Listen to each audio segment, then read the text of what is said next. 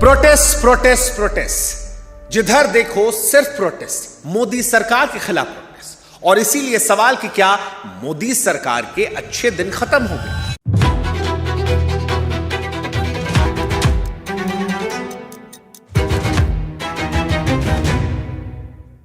क्योंकि चारों तरफ प्रोटेस्ट, सवाल उठ रहे हैं क्या सरकार जनता की आवाज को इतना अनसुना कर चुकी कि सोशल मीडिया से लेकर सड़क, संसद, प्रधानमंत्री के घर के बाहर, बॉर्डर पर हर जगह प्रोटेस्ट, दिल्ली से लेकर रांची और देहरादून तक प्रोटेस्ट। क्या सरकार इस मुगालते में चली गई कि वो नौजवानों के साथ भी गलत कर रही थी, किसानों के साथ भी, विपक्ष के साथ भी, और सब मिलकर कर रहे प्रोटेस्ट? या फिर पंजाब और यूपी के आने वाले चुनाव ने छात्रों के मुद्दे को उठाकर एक नया खेल खेल दिया? ये सारे सवाल आज इसलिए उठ रहे हैं क्योंकि देश की राजधानी दिल्ली आज 3 तस्वीरों में बटी नजर आई। 3 तस्वीर, 3 कहानियां, लेकिन एक ही कहानी के 3 कोने। पहली तस्वीर जंतर मंतर की, जहां पर नौजवान जब संसद की तरफ बढ़ा तो जो अफरा तफरी मची उसने देश को हिला दिया। आंसू गैस, लाठियां, उसके बाद तोड़फोड़। पुलिस कह रही कि हमारे 118 जवान घायल, छात्र कह रहे कि तुमने हमको कस के पीटा है, हिरासत में रख लिया है। शंभू बॉर्डर पर किसान भी आ चुका है, बड़ी संख्या में अन्नदाता कह रहा है कि हाईवे रोक दिया है, दिल्ली हम जाएंगे, अभी मान लो हमारी मांग, अमेरिका वाली ट्रेड डील रद्द कर दो, एमएसपी की कानूनी गारंटी दे दो। और राहुल गांधी जो अब तक खामोश थे, जो जंतर मंतर नहीं पहुंचे थे, वो सीधे प्रधानमंत्री के घर के बाहर बैठ गए, कह रहे हैं कि नहीं, अब मंत्री का इस्तीफा नहीं चाहिए, सीधे प्रधानमंत्री का इस्तीफा चाहिए। यानी एक दिन में 3 कहानियां आती हैं। एक छात्रों की जिन्हें पेपर लीक का डर है और जो धर्मेंद्र प्रधान का इस्तीफा चाहते हैं। दूसरा किसान जिसको डर है कि उसकी खेती की डील कर दी जाएगी। और तीसरा राहुल गांधी और विपक्ष जो इन सब के बीच मौका देख रहा है, अपॉर्चुनिटी, वो अपॉर्चुनिटी जो सरकार ने अपनी चुप्पी से इन सब के सामने खड़ी की। सरकार इन सब के बीच कह रही है कि हमने बैरिकेड सुरक्षा को लगाया है, लेकिन अब लोगों के मन में सवाल आ रहा है कि बैरिकेड भीड़ रोक सकते हैं, सवाल नहीं। और सवाल तो है, सवाल है कि अगर 2-2 बार धर्मेंद्र प्रधान गलत हो गए तो फिर इस्तीफा क्यों नहीं हुआ? अगर सरकार मान रही है कि पेपर लीक के दोषियों पर एक्शन हुआ तो फिर मंत्री साहब को अपने पद पर रहने क्या? और अगर गलत था तो फिर बच्चे जब मांगने गए तो वो झड़प क्यों हुई? सवाल किसान भी पूछ रहा है कि मोदी जी हमारे साथ गलत तो नहीं होगा? सरकार के लोग कह रहे हैं महाराज अभी डीले पूरा नहीं हुआ है, गलत कहां से हो जाएगा? और इन सब के बीच में कॉमन जनता है जिसे यूपी और पंजाब का चुनाव दिखाई पड़ रहा है।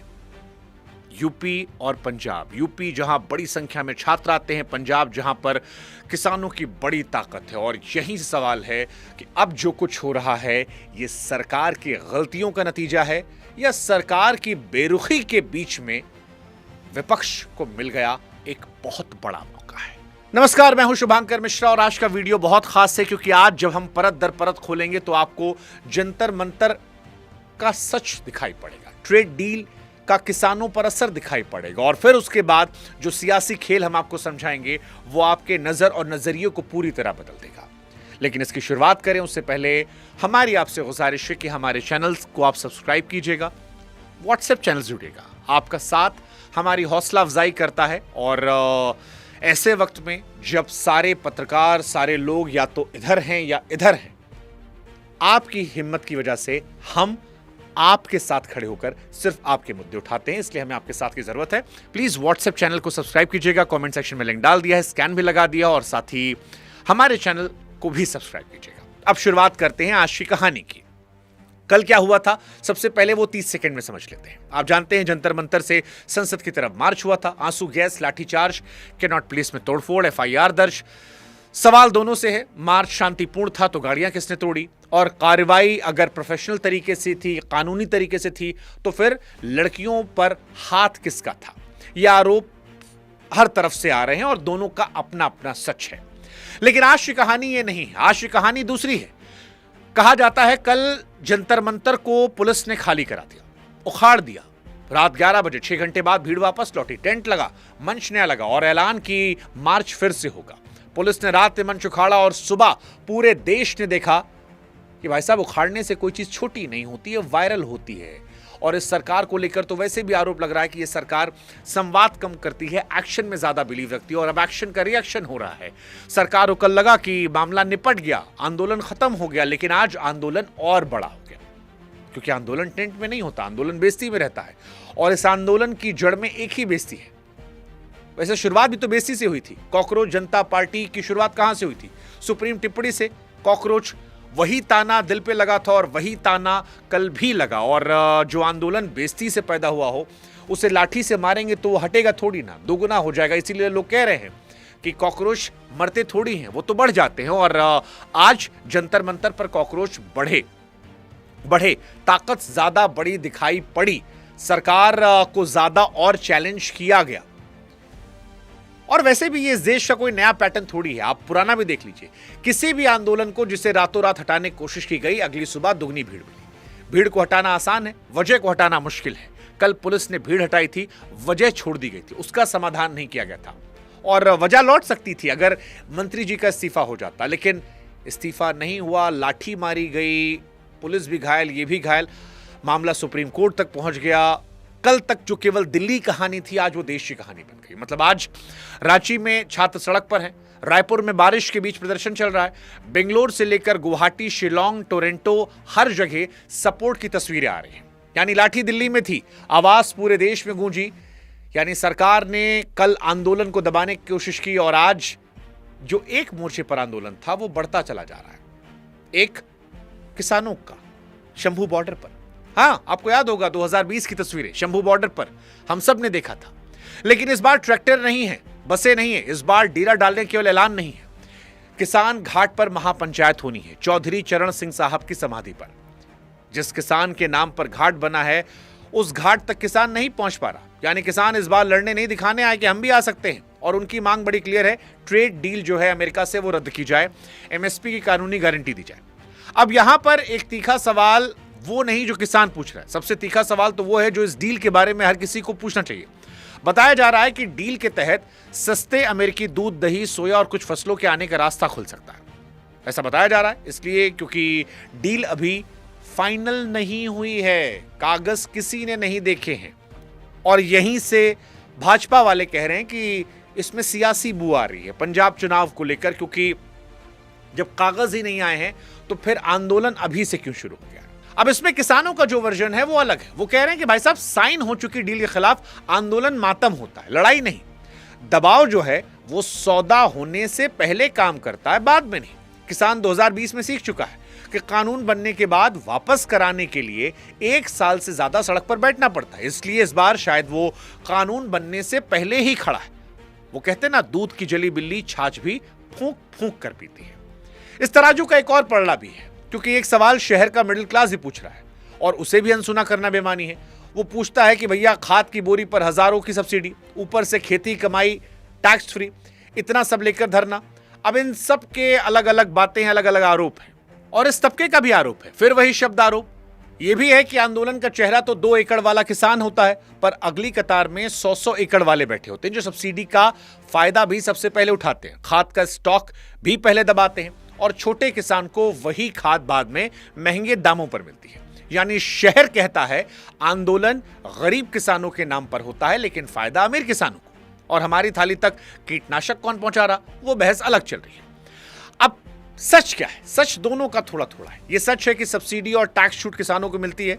यह भी सच है कि देश का 85% से अधिक किसान छोटा है, जिसके लिए वो सब्सिडी अय्याशी नहीं है, उसके जीने का सहारा है। यह सवाल जायज है कि बड़े किसान आंदोलन की मलाई खा जाते हैं, और यह डर भी जायज है कि सस्ता अमेरिकी माल आया तो सबसे पहले वही 2 एकड़ वाला किसान मरेगा, बड़ी गाड़ी वाला नहीं। इसलिए असली सवाल ना किसान से है ना मिडिल क्लास से, असली सवाल सरकार से है। और सवाल बड़ा सीधा है, अगर डील अच्छी है तो साहब छुपा क्यों रहे हो? अगर डील बुरी है तो कर क्यों रहे हो? कागज दिखा दो, डर अपने आप मर जाएगा। और अगर कागज दिखाने में डर लग रहा है तो फिर डर की वजह कागज में है, क्योंकि जब तक कागज छिपा है तब तक हर तरफ सिर्फ डर बिकेगा और डर से बड़ी कोई मंडी होती नहीं। पर कागज मांगने की लड़ाई अभी मंडी तक पहुंची भी नहीं थी कि तीसरी तस्वीर भी सामने आ गई। वो तस्वीर जिसको देखकर लोगों ने कहा, क्या कांग्रेस ने कॉकरोच जनता पार्टी के आंदोलन को डिकोड कर लिया है? हाँ, राहुल गांधी साहब ने आज कुछ ऐसा किया जो उनकी राजनीति में कम दिखता है। जिस आंदोलन पर पूरा देश बात कर रहा है, अब तक राहुल गांधी उस आंदोलन में नहीं गए थे। क्यों नहीं गए थे? क्योंकि अभिजीत दीप के राहुल गांधी को नापसंद करते थे। राहुल गांधी के आंदोलनों का उन्होंने खूब मजाक उड़ाया था। अभिजीत का थोड़ा लिंक जो है वो आम आदमी पार्टी से है। कई लोग यहां पर हैं जो आम आदमी पार्टी के क्लोज रहे हैं। ऐसे में राहुल गांधी और कांग्रेस ने इस आंदोलन से अपने आप को दूर रखा था, लंबे समय तक दूर रखा था। देश का सबसे बड़ा विपक्षी नेता देश के सबसे बड़े आंदोलन से दूर था। लेकिन अब खबर बदल गई है। सुबह राहुल गांधी घायलों से मिलते हैं इस मसले पर कि छात्रों के साथ मोदी सरकार ने बर्बरता की, और फिर दोपहर होते होते सीधे प्रधानमंत्री के घर के बाहर धरने पर बैठ जाते हैं, खड़गे के साथ, प्रियंका गांधी के साथ। और अब मांग होती है कि जंतर मंतर पर भले ही शिक्षा मंत्री का इस्तीफा मांगा जा रहा हो, हम प्रधानमंत्री और गृह मंत्री का इस्तीफा मांगते हैं। Dharmendra Pradhan, he's an intermediary. Absolutely, he should resign. But Dharmendra Pradhan hasn't beaten up the students. Home Minister has. He should resign. And Home Minister reports to Prime Minister. He should resign. What is going on? हाँ, राहुल गांधी ने स्पष्ट किया है जंतर मंतर का आंदोलन चलेगा, वो अपनी जगह पर है, लेकिन वो ये आंदोलन रखेंगे। उनको मनाने की कोशिशें चल रही हैं। और आज दिल्ली के अंदर ही दो अलग अलग आंदोलन हो गए। एक दिन में एक मुद्दे पर दो विपक्ष और दो अलग अलग जगह। पहली नजर में लगेगा विपक्ष बिखरा हुआ है, लेकिन जैसा हमने बताया बिखरा नहीं है। सबको अपना अपना देखना है, क्योंकि सरकार ने तो मौका दे दिया है। केजरीवाल कल अपने दोनों बच्चों के साथ 4-5 घंटे आंदोलन में गए थे। केजरीवाल आज मंच तक गए। मतलब साफ है कि कॉकरोच जनता पार्टी का जो आंदोलन है वो उसका आंगन शुरू से आम आदमी पार्टी के घर के करीब था, आसपास था। तो केजरीवाल के लिए जंतर मंतर जाना घर लौटने जैसा है, और कांग्रेस के लिए बेगानी शादी में अब्दुल्ला दीवाना। इसीलिए कांग्रेस परेशान थी, उलझन थी। लेकिन अब जब आंदोलन देश का बना तो दूर रहो कि राजनीति से बाहर आकर कांग्रेस सबसे सामने आ गई। हां जी, कांग्रेस मंच से दूर थी, लेकिन अब कांग्रेस ने एकदम सीधा मंच पकड़ा है। राजनीति के लिए सीधे पीएम आवास के बाहर बैठ गए, और वो चाल चली है जो सधी हुई चाल है, नपी तुली। आंदोलन के मंच पर मत चढ़ो, आंदोलन का मुद्दा मत उठाओ, लेकिन छात्रों का मुद्दा उठाकर अपना नया मंच लगा दो, वहां पर जहां देश के सारे कैमरे वैसे भी तैनात हैं, पीएम के दरवाजे पर। अब आप खुद समझिए कि अगर राहुल गांधी जंतर मंतर जाते तो वो भी एक और चेहरा होते, एक और चेहरा जो जंतर मंतर पर जा रहा था। लेकिन जब वो पीएम के दरवाजे पर बैठे तो वो अकेली तस्वीर बन गए। और अब भीड़ यहां भी बढ़ेगी। मुद्दा वही है, मंच अपना है, तस्वीर सबसे बड़ी, और हिसाब एक लाइन का, मेहनत आंदोलन की, पसीना छात्रों का, और आज शाम होते होते सबसे बड़ी हेडलाइन कांग्रेस पार्टी की। इसका फायदा दोहरा है। आंदोलन की गर्मी भी मिली और कब्जे का इल्जाम भी नहीं लगा, क्योंकि 2020 का सबक सबको याद है। झंडा लगते ही आंदोलन मुद्दा नहीं रहता, विपक्ष बन जाता है। लेकिन सवाल आम आदमी पार्टी से भी है कि अब उनकी स्ट्रेटजी क्या होगी। क्या सारा विपक्ष एक साथ आएगा? क्या कांग्रेस भी जाएगी? या फिर धीरे धीरे जनता को दिखाई पड़ेगा कि अपनी अपनी ढपली, अपना अपना राग, और बीजेपी को समझ में आएगा कि अब सही समय छात्रों का भला कर दो, वरना चुनाव में तैयार बैठे हैं लोग भाला लिए। हां, हालांकि एक दिलचस्प चीज जो हमको नजर आई, राहुल गांधी जब प्रोटेस्ट करने के लिए प्रधानमंत्री के घर के बाहर बैठे तो थोड़ी ही देर में मोदी सरकार के मंत्री जितेंद्र सिंह पहुंच गए राहुल गांधी से बात करने के लिए। और वहीं पर मेरे मन में एक ख्याल आया कि जब बच्चों पर लाठी चली थी तो तुरंत ऑन द स्पॉट बच्चों से बात करने कोई मंत्री जंतर मंतर नहीं गया था, कोई नहीं गया था। बच्चे बहुत दिन से बैठे थे, कोई नहीं गया था। सोनम वांगचुक को उठा के अस्पताल भिजवा दिया गया था, लेकिन सोनम वांगचुक से मुलाकात करने कोई नहीं गया था। लेकिन जब राहुल गांधी बैठे तो मंत्री दौड़ते आए। अब सवाल बच्चे अगर पूछें कि मंत्री साहब, विरोधी तो राहुल गांधी भी हैं, वैचारिक विरोध हम भी कर रहे थे, जंतर मंतर क्यों नहीं आए? प्रधानमंत्री घर के बाहर आप मनाने पहुंच गए। सोचिएगा, क्या भारत में इज्जत दर्द की होती है या आपके पद, आपके ओहदे की? वैसे आप इस वीडियो का स्क्रीनशॉट रख लीजिए, चुनाव के बाद इसका हिसाब करेंगे कि कौन जंतर मंतर लौटा, क्योंकि मरहम और वोट चुनाव तक एक जैसे दिखते हैं। लेकिन फिलहाल सरकार फंसी है। मोदी सरकार फंस गई है। हालांकि वो चुप नहीं है, बोल रही है। आज प्रधानमंत्री ने ऐसा लगता है कि हमारा वीडियो देख लिया था, खामोशी वाला, और यही वजह है कि उन्होंने अपनी पार्टी की बैठक में ही सही, लेकिन ये कह दिया कि पेपर लीक घोर पाप है। हम तो इसी बात पर मोदी जी को कोटि कोटि नमन करते हैं कि आपने बोला तो, क्योंकि आप बहुत सारे विषयों पर बोलते ही नहीं हैं और ये तकलीफ है, और ये देश चाहता है कि आप बोले, क्योंकि प्रधानमंत्री अगर बोलेंगे तो उम्मीद जगती है, और उम्मीद हौसला देती है उन बच्चों को भी कि शायद जैसे राहुल गांधी से मुलाकात करने वो पहुंचे, हो सकता है आप भी मुलाकात कर लें उन बच्चों से जिनको दोबारा परीक्षा देनी पड़ी, कम से कम उनसे। पुलिस कह रही उधर कि भीड़ हिंसक हुई थी, कार्रवाई मजबूरी थी। पुलिस ये भी कह रही है हिरासत में लिए गए कई लोग छात्र हैं ही नहीं, साजिश के एंगल की जांच चल रही है। यह भी कहा जा रहा है कि संसद सत्र में सुरक्षा से समझौता नहीं होगा।